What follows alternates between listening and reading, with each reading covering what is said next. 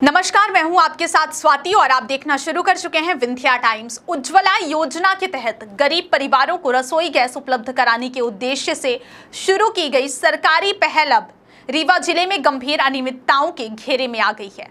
आरोप है कि इस योजना का लाभ वास्तविक हितग्राहियों तक पूरी तरह नहीं पहुंच पा रहा है और एजेंसियां तथा कुछ बिचौलियों की मिलीभगत से इसका दुरुपयोग बड़े पैमाने पर किया जा रहा है। स्थिति यह है कि गरीबों के लिए निर्धारित गैस सिलेंडर कहीं और इस्तेमाल हो रहे हैं, जबकि असली लाभार्थी गैस संकट का सामना कर रहे हैं। क्या आपके बोरवेल में बार बार पानी की समस्या हो रही है? 30 किलो के लोकल पाइप दे रहे हैं धोखा, बार बार टूटते हैं और खर्च बढ़ाते हैं। तो अब भरोसा कीजिए न्यूट्रॉन केसिंग पाइप पर, एक्स्ट्रा मजबूत लंबी उम्र के साथ। अब बाजार में मिलने वाले 30 किलो के पाइप को करें बाय बाय और आज ही लगवाएं neutron 40 kg borewell casing pipe. स्थानीय स्तर पर मिली जानकारी के अनुसार कई गैस एजेंसियों पर उज्ज्वला योजना के तहत जारी किए गए सिलेंडरों की कालाबाजारी के आरोप सामने आए हैं। बताया जा रहा है कि कुछ मामलों में एजेंसी संचालक और दलाल मिलकर गैस सिलेंडर की रिफिलिंग वास्तविक उपभोक्ताओं की बजाय बाहरी लोगों और व्यावसायिक उपयोगों के लिए करवा रहे हैं। इस प्रक्रिया में कई स्ट्रीट फूड विक्रेता, ठेले वाले और छोटे व्यवसायी इन सिलेंडरों का उपयोग कर रहे हैं, जबकि ये सिलेंडर मूल रूप से गरीब परिवारों के घरेलू उपयोग के लिए जारी किए गए थे।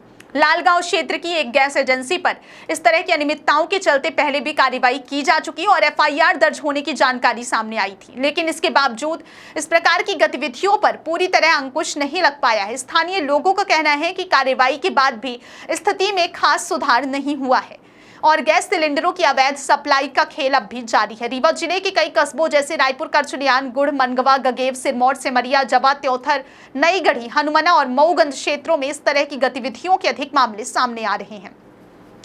इन क्षेत्रों में नियमों का हवाला देकर सामान्य उपभोक्ताओं को गैस सिलेंडर मिलने में देरी की शिकायतें लगातार बढ़ रही हैं, जबकि दूसरी ओर व्यावसायिक उपयोग वाले स्थानों पर सिलेंडरों की उपलब्धता अपेक्षाकृत आसान बताई जा रही है। आरोप यह भी है कि कई उज्ज्वला योजना के लाभार्थियों ने अपने कनेक्शन का उपयोग नियमित रूप से नहीं किया और आर्थिक लाभ के लिए गैस सिलेंडर अन्य लोगों को बेच दिए। इसके अलावा कुछ मामलों में एजेंसी स्तर पर केवाईसी अपडेट और दस्तावेजी प्रक्रिया का उपयोग करके सिलेंडरों को गैर लाभार्थियों तक पहुंचाया जा रहा है।